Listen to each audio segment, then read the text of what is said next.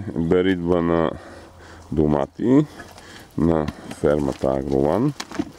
Доматите са разположени под защитната мрежа, която ги пази от градушки, и след преваляванията те са се надули много и затова трябва бързо да се оберат.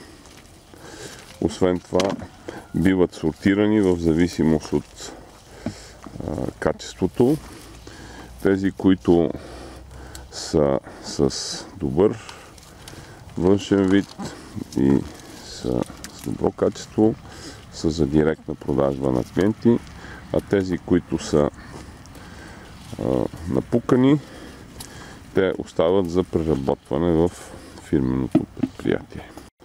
Ето така изглежда под мрежата нашата леха с доматите, и където работникът в момента ги бере и ги поставя в кофа.